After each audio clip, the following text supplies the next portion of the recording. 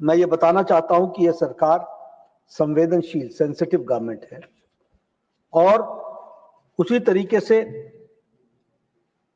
उसकी सारी strategy planning आगे किस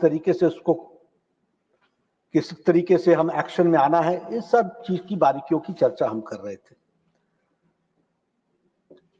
जब ये चर्चा के बहुत से विस्तृत विषयों के बारे में कल प्रधानमंत्री जी ने बहुत विस्तार से लोकसभा के अंदर रखा है, जो सारे देश ने सुना है और सारे देश ने जाना है। कल गृह मंत्री ने भी बहुत से आयामों पर प्रकाश डाला है और विदेश मंत्री जी ने भी आज उसके बहुत से पक्षों के बारे में चर्चा की है, इसलिए मैं उसको रिपीट नहीं करूंगा। वो उस विभाग के मंत्री होने के नाते जिम्मेवार तरीके से देश के सामने इस संसद के माध्यम से उन्होंने रखा है। लेकिन मैं एक बात जरूर बताना चाहता हूं और वो एक सीरियस थॉट के साथ हमको लेना चाहिए।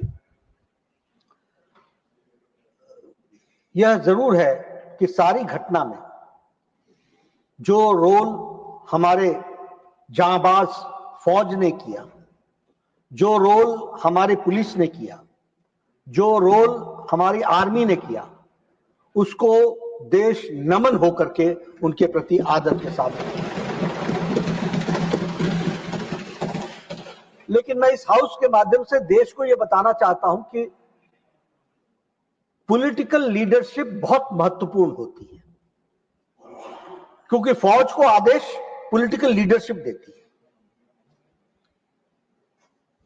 और इसलिए there is a difference between a responsible government, a responsive government, a sensitive government, a proactive government and a government which responds according to the need of the hour.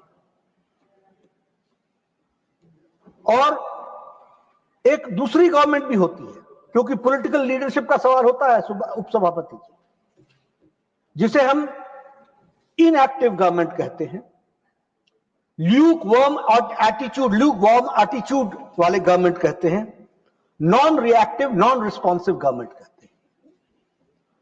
और इस अंतर को समझने के लिए सिर्फ पहलगाम की एक घटना को आइसोलेशन में देखने से शायद हम देश के साथ और इस नैरेटिव के साथ हम अन्याय करेंगे।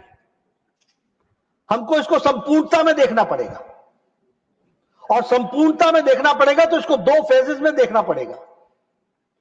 एक फेज है from 2004 to 2014, one type of set of leadership, और एक फेज है फ्रॉम 2014 टू 2025। हमको इस दो फेजेस में इसको समझने की जरूरत है, क्योंकि आपने कहा था कि पहलगाम पर चर्चा हो, मैं इसकी डिटेल में आपके साथ चर्चा करना चाहता हूं। मैं बताना चाहता हूं कि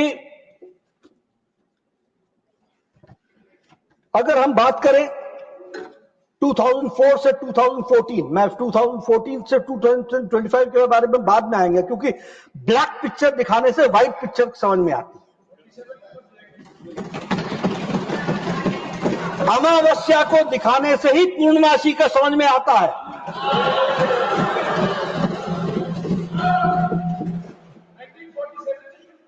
नहीं, मैं एक ही फेज ले रहा हूं, वहां से शुरू करूंगा, वो बहुत तक मुझे कोई आपत्ति नहीं है, लेकिन मैं चाहता हूं कि आप इसी पूर्णमासी को देख लीजिए, वही बहुत है। देखिए, श्रमजीवी एक्सप्रेस में जौनपुर में 2005 में हरकत उल जिहाद ने बम ब्लास्ट किया, 14 लोग मारे गए, 62 लोग हताहत हुए, कोई एक्शन नहीं लिया गया। No action was taken. Let this be on record.